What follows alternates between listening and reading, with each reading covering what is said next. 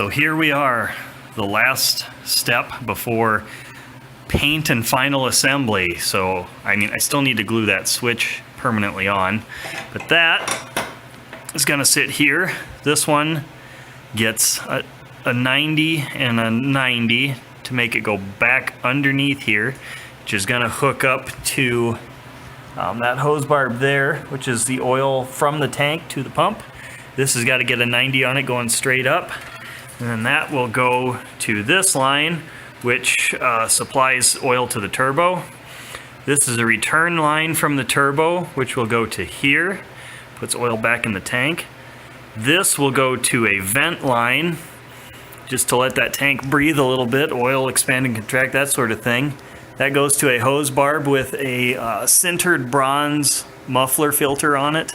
I just ran that behind the radiator guard there. It's in a good enough spot. I don't have to zip tie it to anything. So that tank's mounted, 3 points of contact. It's got the engine mount spacers, both of them on the right side, and then only the top one on the left side over here is free. This bottom left one here is fixed. Both of them on the right come out. So that's how that's mounted. And as long as I don't smash frame, I should be okay, because this part of the frame is actually just a little bit lower than all these fittings. So, I mean, I'm not going to be doing any serious off-road with this thing anyway, with this turbo setup hanging off of it, so I'm not really worried about that. But that's that bracket I made in the last episode with the hose clamps around here. Mounted up.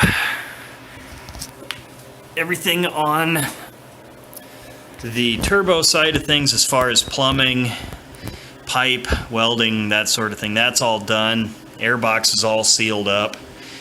How I'm going to get power to this is, for now, I'm going to run it to this SAE port I've got here.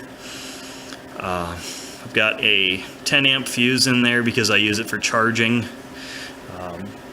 Because I can go, I plug my battery tender into here, or if I'm out riding, I plug a thing into my tank bag, and then I've got USB charging for cameras or my phone. So how that works is I can go direct to battery, or off, or on with the key on. So what I'll do is I'll turn the ignition on with it in off, run it just straight off the battery for a few seconds just to get some oil to the turbo, shut it off, start the bike because it'll have enough oil in there that when it's rotating slow when the bike starts, it won't hurt it.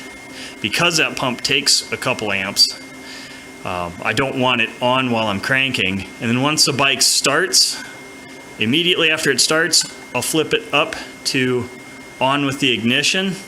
That way when I shut it off, it kills this, it kills the pump. That way it's not sitting there running, pumping oil through the turbo out the exhaust.